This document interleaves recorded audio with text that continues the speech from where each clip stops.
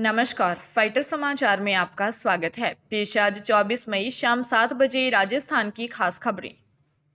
उत्तर भारत के अधिकांश राज्यों में झुलसाने वाली गर्मी पड़ रही है। मौसम विभाग ने बताया कि दिल्ली, हरियाणा, पंजाब, उत्तर प्रदेश, राजस्थान, मध्य प्रदेश और गुजरात में अगले 5 दिन ऐसे ही हालात रहेंगे। इन राज्यों में लू का रेड अलर्ट जारी किया गया है।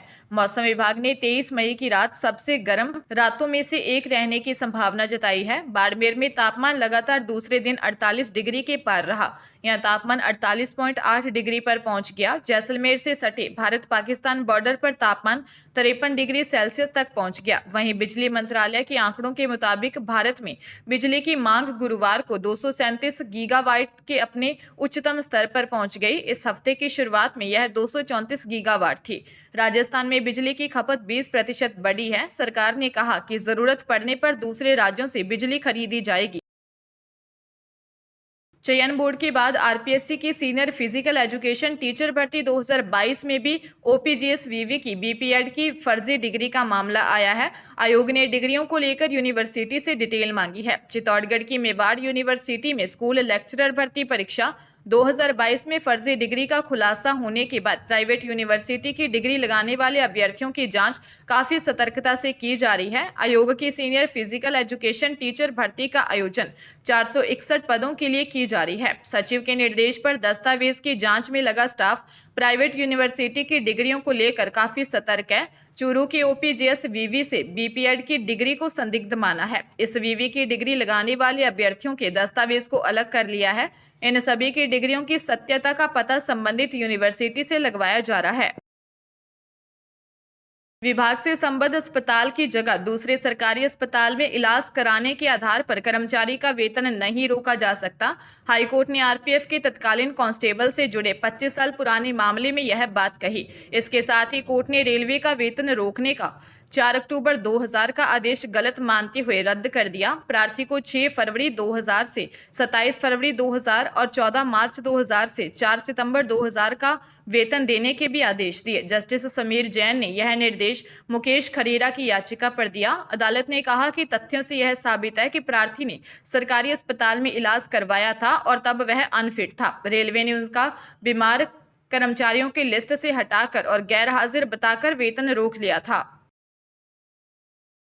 जालोर के संचोर में एक सप्ताह में पुलिस ने दूसरी बड़ी कार्रवाई करते हुए 14 करोड़ की 6.25 किलो कोडीन ड्रग और 17.5 ग्राम स्मैक बरामद की है। पुलिस ने एक आरोपी के खिलाफ एनडीपीएस एक्ट में मामला दर्ज करके जांच शुरू की है। एसपी हरिशंकर ने बताया कि विशेष इनपुट के आधार पर पुलिस ने कंटौल गांव के सरहद में स्थित सुरेश बिश्नोई के घर पर दबिश दी। दबिश की भनक लगने पर आरोपी भाग गया, लेकिन उसके घर की तलाशी ली तो 4 थैलियां मिली जिसमें भूरे रंग का पाउडर मिला। सूचना पर नारकोटिक्स ब्यूरो की टीम पहुंची और टीम ने इस कोडीन ड्रग और स्मैक बताया। कोडीन 6 किलो 870 ग्राम और स्मैक 17.50 ग्राम थी, जिसके बाद पुलिस ने कोडीन व स्मैक के साथ आरोपी की कार को जब्त किया है। पुलिस ने सुरेश कुमार के खिलाफ एनडीपीएस एक्ट में मामला दर्ज करके तलाश शुरू कर दी। सीकर जिले में एसबीआई बैंक में कैश जमा करवाने गई महिला से लूट का मामला सामने आया। महिला कैश जमा करवाने के लिए लाइन में लगी थी। इस दौरान बदमाश महिला के हाथ से कैश छीनकर भाग गया। रानोली थाने में 40 वर्षीय प्रहलाद जोया निवासी बदाला की ढाणी ने दी रिपोर्ट में बताया कि वह अपनी पत्नी के साथ पलसाना में एसबीआई की ब्रांच में लोन के रुपए जमा करवाने गया था। कैश जमा करने के लिए बैंक के कर्मचारी ने प्रहलाद की पत्नी को पर्ची भर के दे दी, जिसके बाद महिला 80,000 कैश लेकर लाइन में लग गई। महिला का पति बैंक में ही कुर्सी पर जाकर बैठ गया। इस दौरान महिला के पास एक बदमाश आया और बोला कि कैश सही जमा करवाओ। इसके बाद महिला के हाथ से कैश ले लिया और नोट ऊपर नीचे करने लगा। कुछ समय बाद बदमाश मौका देखकर महिला से पैसे लेकर भाग गया। घटना सीसीटीवी में रिकॉर्ड हो गई। पुलिस ने मामला दर्ज कर बदमाश की तलाश शुरू कर दी है। भीषण गर्मी में बिजली संकट से जूझ रहे प्रदेश में अब औद्योगिक इकाइयों में बिजली कटौती हो सकती है। ऊर्जा विभाग और बिजली कंपनियों ने इस पर होमवर्क किया है। घरेलू उपभोक्ताओं की बिजली कटौती नहीं हो, इसके लिए औद्योगिक इकाइयों में घोषित कटौती की प्लानिंग की जा रही है। ऊर्जा विभाग और डिस्कॉम्स के आला अधिकारियों के बीच इस संबंध में चर्चा हो गई है। फिलहाल बिजली डिमांड और सप्लाई के गैप पर नजर रखी जा रही है। इसमें अंतर 2500 मेगावाट से ज्यादा बढ़ते ही कटौती शुरू कर दी जाएगी। कटौती होते होती है तो समय रात 8 से 1 बजे के बीच होगा। सूत्रों के मुताबिक मुख्यमंत्री भजनलाल शर्मा ने ऊर्जा मंत्री और अफसरों को साफ कर दिया कि घरेलू उपभोक्ताओं की घोषित बिजली कटौती की नौबत नहीं आए, इससे बचने के वैकल्पिक इंतजाम करें। पश्चिमी राजस्थान में अभी दिन और शाम के ब्लॉक में सप्लाई दी जा रही है, लेकिन अब रात 2 बजे सप्लाई देने पर मंथन हुआ है ताकि जब बिजली डिमांड पीक पर हो तब बिजली की किल्लत रोकी जा सके। मुख्यमंत्री का निजी सचिव बताकर राजस्थान कर्मचारी चयन बोर्ड के सचिव को धमकाने के मामले में एक नया और दिलचस्प मोड़ आया है। दरअसल राजस्थान हाईकोर्ट के न्यायाधीश सुदेश बंसल ने मामले के आरोपी राम स्वरूप और उसकी पत्नी सरोज के खिलाफ दंडात्मक कार्रवाई करने पर रोक लगा दी है। कोर्ट ने पुलिस से अनुसंधान रिपोर्ट पेश करने को कहा। वह याचिकाकर्ताओं को 30-31 मई को जांच अधिकारी के समक्ष पूछताछ के लिए हाजिर होने का निर्देश दिया।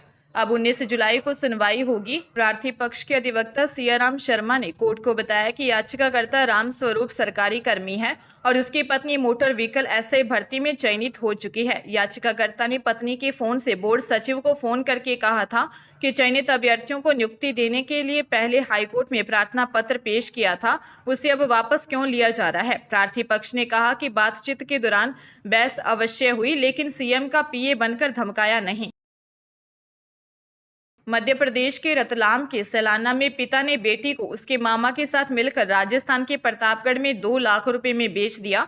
खरीदने वालों ने उसे बंधक बनाकर खेत में काम करवाया। युवती ने भागकर अपने प्रेमी के पास पहुंची। दोनों ने कोर्ट में शादी कर ली है। युवती ने जिस युवक से शादी की उसके पिता के साथ लड़की के पिता ने मारपीट की। पुलिस ने केस दर्ज किया है। सैलाना थाना क्षेत्र की 18 साल की युवती ने दी रिपोर्ट में बताया कि वह एक युवक से शादी करना चाहती थी, इस कारण परिजन उसे पीटते थे। 1 मार्च 2024 को पापा और मामा ने 2 लाख रुपए में उसे प्रेम निनामा निवासी परनाला जिला प्रतापगढ़ राजस्थान को बेच दिया। वहां इन्होंने बंधक बनाकर घर और खेत का काम करवाया। 17 मार्च को वह वहां से भागी और प्रेमी के पास पहुंचे। फिलहाल पुलिस मामले की जांच कर रही है। सीकर में विदेश भेजने के नाम पर युवक से ठगी का मामला सामने आया। मामला खंडेला थाना क्षेत्र का है। एसीजीएम कोर्ट खंडेला में दी शिकायत में 29 वर्षीय मोहसिन ईदगाह रोड ने बताया कि उसकी सीकर निवासी सतपाल से पहचान थी। सतपाल ने सीकर में जाट बोर्डिंग के पीछे रेलवे स्टेशन के पास ऑफिस कर रखा है, जिसमें वह लोगों को विदेश भेजने का काम करता है। सतपाल ने मोहसिन से कहा कि उसके पास दुबई का वर्क वीजा आया हुआ है।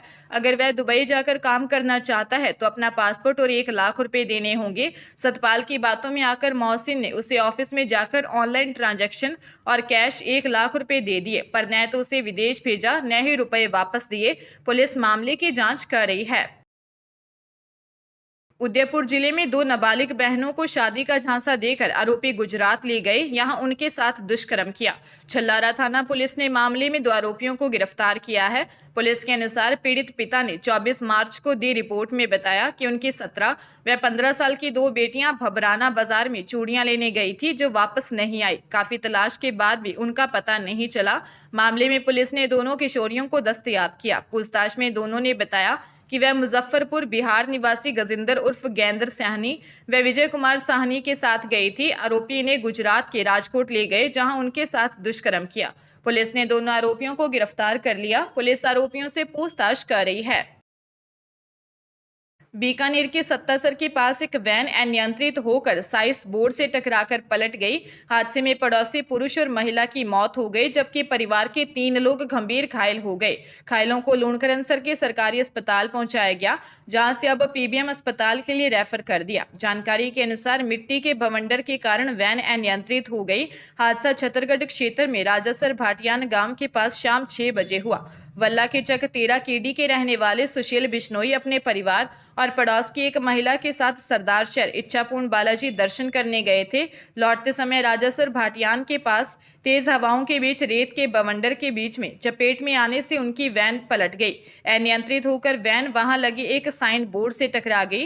हादसे में 41 वर्षीय सुशील और 67 वर्षीय विमला की मौत हो गई।